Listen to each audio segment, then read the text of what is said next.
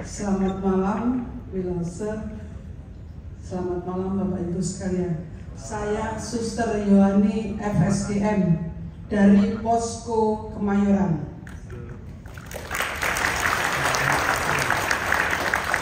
Tanggal 22 Januari tahun 2016 saya didatangi tim longitologi. Ini orang-orangnya ada Ibu Lilis, Ibu Wancu, Ibu Mei, Ibu Caroline, Miss Edisi. Mau memperkenalkan apa itu longitologi. Anehnya, ketika kami semua sudah siap, guru-guru, orang tua dan murid duduk di sana, kami di panggung. Saya udah duduk karena permintaannya lucu. Minta 4 anak yang paling tidak bisa diam. Loh, kok yang diminta yang paling tidak bisa diam? Udah, aku ambil 4 anak, lalu saya kelima. Saya ditanya oleh Wilause, oleh Mas Edisi, Suster sakit apa? Tidak sakit. Suster keluhannya apa? Tidak punya keluhan. Ya sudah, saya beri energi positif. Dia bilang gitu. Ketika saya sudah siap duduk, ada seorang ibu, orang tua murid, Suster saya mau bicara penting. Nanti. Suster saya mau bicara penting. Nanti. Aku udah di panggung.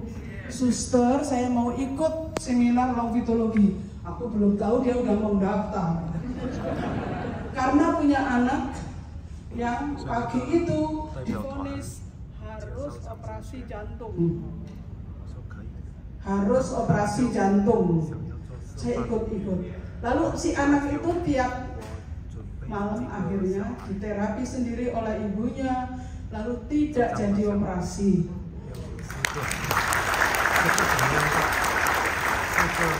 Selesai seminar waktu itu 22 Januari, lalu saya praktek katakanlah di posko ini, lalu akhirnya buka sendiri untuk anak-anak saya, untuk murid saya. Murid saya itu SLBC Diangraita.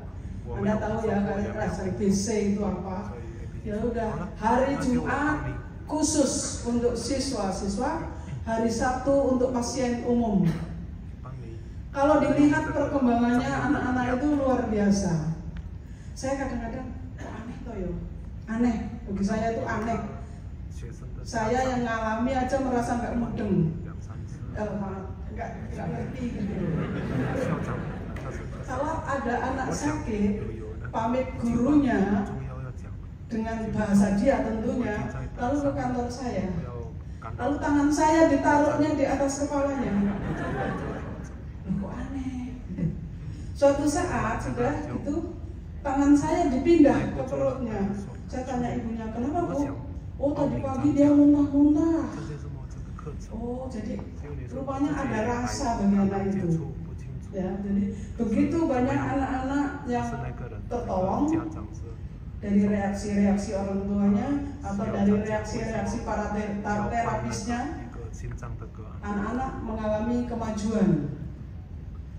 Ini yang terakhir aja kemarin ada anak belum sekolah, baru mau didekati supaya sekolah, lari-lari ke sana ke sini, autis. Lalu datang yang ketiga kali itu, saya kalau terapi dia di luar supaya tidak mengganggu yang lain.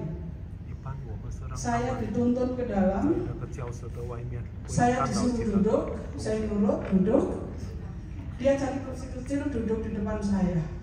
Saya hampir nangis, rupanya juga banyak orang yang melihat itu terharu. Lalu tangan saya ditarik, taruh di sini. Aku pikir kok lucu ya. Kesimpulan saya, anak itu merasakan sesuatu. Merasakan kan dia nggak nuntun saya ke dalam. Dan dia, waktu nuntun itu dia. Ketemu yang terakhir, tangan saya dipindah oleh dia, ditaruh di sini.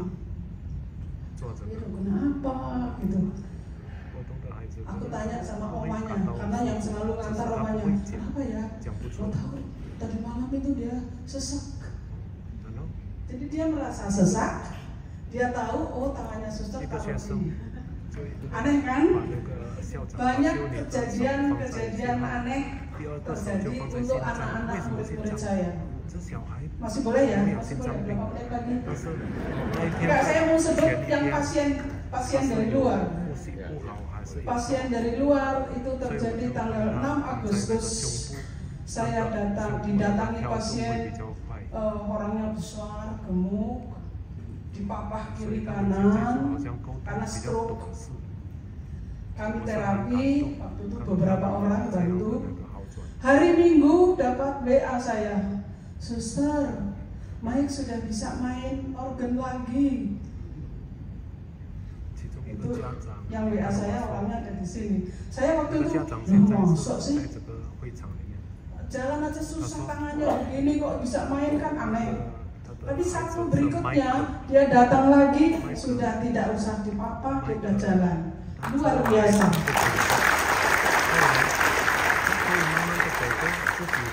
Satu lagi yang terjadi 6 Agustus saja ya. Jadi 6 Agustus itu dia dari sembuh, lalu ada ibu-ibu yang seharusnya cuci darah. Untuk persiapan cuci darah itu rupanya harus dibuat. Itu yang orang medis tahu, lubang lah persiapan entah di sini, entah di sini. Lalu satunya datang pada saya, "Suster, saya kan kemarin sebetulnya harus cuci darah, kok nggak jadi? Dokternya bilang nggak usah, urinnya bagus, darahnya bagus. Kan udah dibuat ini dokter." "Nggak apa-apa, nanti lain-kali kalau butuh," dokternya gitu. Dia cerita ke saya bilang, "Syukur bahwa tidak jadi cuci darah." "Kok syukur, suster, kan udah dibuat." Saya jelasin, berarti ibu udah sembuh, berarti ginjalnya bagus kalau nggak jadi cuci darah. 6 Agustus ada 2 kejadian yang untuk saya luar biasa. Cukup ya? Terima kasih, terima kasih. Soalnya kalau diceritakan dari 2016 sampai sekarang 2023 banyak sekali, nggak cukup seminggu. Terima kasih.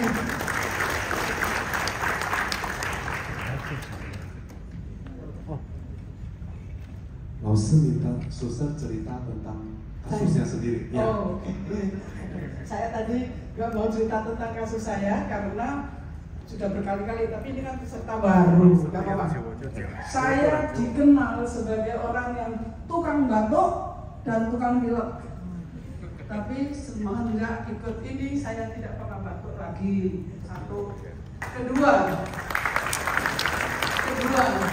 saya itu maaf ya, sangat subur, tumbuh kiste. Jadi sebelum saya ikut ini, saya sudah 2 kali diambil kiste kiri, diambil kiste kanan, 2 kali loh. Kata dokter tidak ganas, tapi kalau tumbuh-tumbuh terus kan ya mengganggu ya. Lalu ovarium juga tumbuh kiste besar dan diambil. Sebelum long mitologi, sesudah itu nggak pernah muncul lagi. Sungguh tidak ada lagi.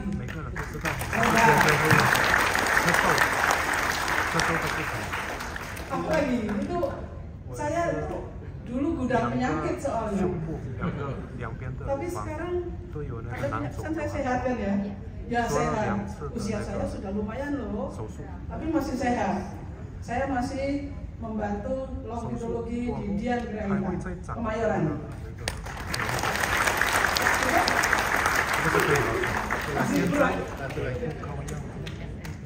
Boleh lanjutkan, suster.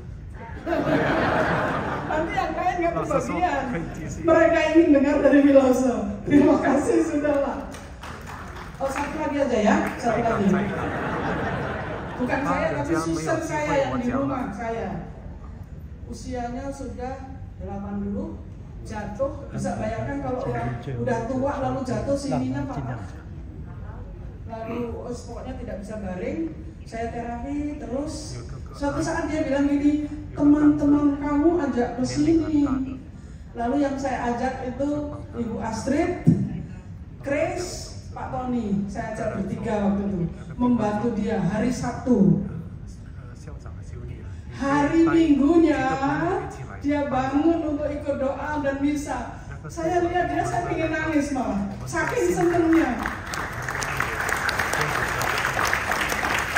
Berbaring nggak bisa gerak, untuk miring, untuk begini aja harus dibantu. hari Sabtu diterapi oleh teman-teman saya karena dia mintanya teman-temanmu agak kesini gitu. Lah kok minggunya udah bangun ikut misa, aku sampai bener emang enggak sih? Aneh kan? Luar biasa, menurut saya luar biasa banget. Udahlah, udah banyak sekali. Lauser bilang, suster adalah testimoni yang terakhir hari ini waktu bebas. Ada yang mana lagi yang sangat mungkin yang belum sempat cerita punya? Ada yang sudah cerita tapi rasanya sangat mungkin bagi orang banyak bisa bermanfaat. Saya kira cukup aja ya.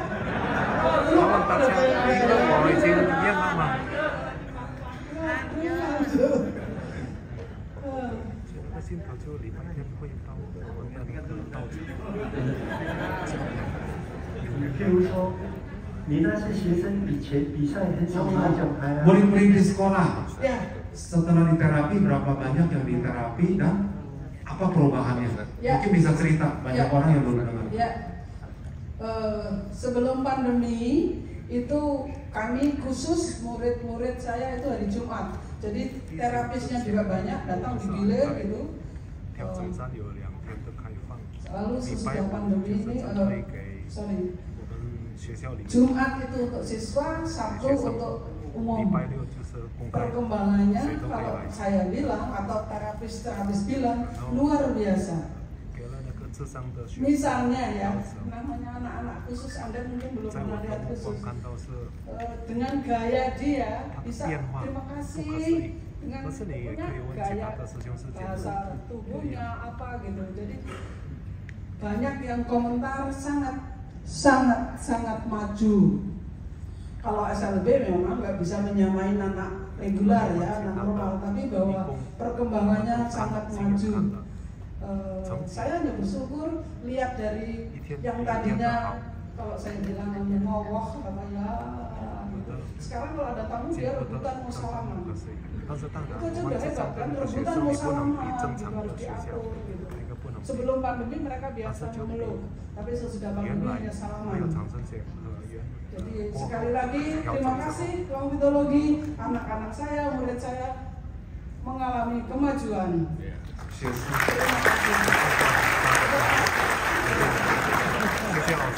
Pasti Anda ingin dengar dari Lauser.